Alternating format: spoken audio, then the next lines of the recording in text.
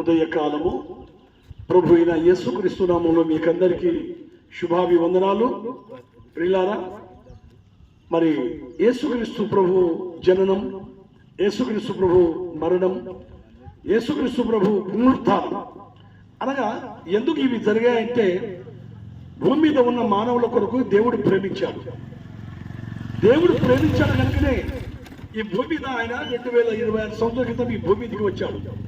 దేవుడు లోకమును ఎంతో ప్రేమించను కాగా తన ద్వితీయ కుమారునిగా పుట్టిన వాని యందు విశ్వాసముంచు ప్రతి వాడును నిత్య జీవము పొందుటకై దేవుడే మనలను ప్రేమించి ఈ భూమి మీదకి ఆయన రావడం జరిగింది. ఒక మానవుడుగా వచ్చాడు. ఆయన ఈ భూమి మీద 33.5 సంవత్సరాలు జీవించి ప్రతి హృదయాలు మార్పు చెంది మారు మనసు పొంది నిత్య జీవము పొందుటకై యేసుక్రీస్తు ప్రభు మరి చనిపోయాడు శిలువలో. ఆ యొక్క మహాబలియాగము గావించడం ఎందుకంటే, ఇక్కడ లేఖనముల ప్రకారము క్రీస్తు మన పాపముల నిమిత్తము మృతి పొంది సమాధి చేయబడెను. లేఖనముల ప్రకారము 3వ దినమున సజీవుడిగా లేచాడు. మీకు ఇవ్వబడిన ఈ కరిపత్రాల్లో ఉన్నాయండి, చదవండి. మీరు పారేయద్దు, చదవండి.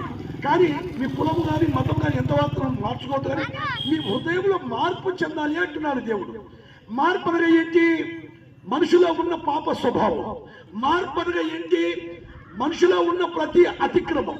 మారు మనసు అనగా ఏంటంటే, మనిషిలో ఉన్న అహంకారము, మనిషిలో ఉన్న కపటము, మనిషిలో ఉన్న కుళ్ళు, మనిషిలో ఉన్న కామ క్రోధ మద మోహ మాశ్చర్యములు విడిచిపెట్టుటయే మార్పు చెందడము, మారు మనసు పొందడం అని దేవుని వాక్యం సెలవిస్తుంది. ఇదే అండి మేము ప్రయాసంతో ఖానాపురం గ్రామ ప్రజలకు తెలియజేయడం.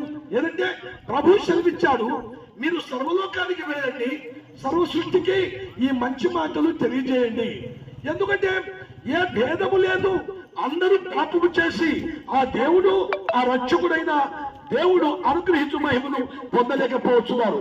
ఎలాగా పాపం వల్ల వచ్చు జీతం మరణం. ఎందుకంటే పాపము లేని మానవుడంటూ ఒకడు లేడు, నీతిమంతుడు ఒకడు లేడు, దేవుని వెతుకువారు లేరు. ఎక్కడ వెతుకుదాము అండి? దేవునికి వెతకలేము. తెల్లారితే పొద్దుపుకుంటే మన పనుల భారం, మన బిడ్డల భారం, మన కొడుకుల భారం, చదువుల భారం, ఆ తర్వాత పిల్లల స్కూల్లో వదలడానికి రోజులు తలబడి క్యాష్ సర్టిఫికెట్ అని అది అని ఇదని తిరగడానికే నెల రోజులు ఇలాగ రోజులన్నీ వెళ్ళిపోతున్నాయి. మరి ఎన్నో టెన్షన్లు, మరి కుటుంబ భారం, ఇలాంటి టెన్షన్లో మానవుడు దేవుని బొత్తిగా మర్చిపోయాడని మేము చెప్పడం లేదు, కానీ దేవుని వాక్యం పరిశుద్ధ గ్రంథం బైబిల్ సెలవిస్తుంది. ఎందుకనగా దేవుడు మనిషి దేవుని ద్వేషించిన దేవుడే ప్రేమించాడు. అందుకనే మనుషులను ఆయన పరలోక రాజ్యములో చేర్చడానికి, మనిషిలో ఉన్న ఆత్మ పరలోక పట్టణము చేర్చడానికి అందుకే వచ్చి ఈ భూమి మీద యేసుడు ఇలాగా చెప్పాడు, కాలము సంపూర్ణమై ఉన్నది, దేవుని రాజ్యం అతి సమీపముగా ఉన్నది, మీరు మార్పు చెందండి, మీరు మారు మనసు పొందండి అని చెప్పాడండి. ఏదో ఆయన మీ కులము మార్చండి, మీ మతము మార్చండి అని చెప్పలేదు ఆయన యేసుక్రీస్తు ప్రభువు వారు. మీ హృదయంలో ఉన్న ప్రతి అవిధేయత తీసివేసుకొని, పాపపు క్రియలు తీసివేసుకొని మార్పు చెందితే మీకంటూ ఒక రాజ్యం ఉంది.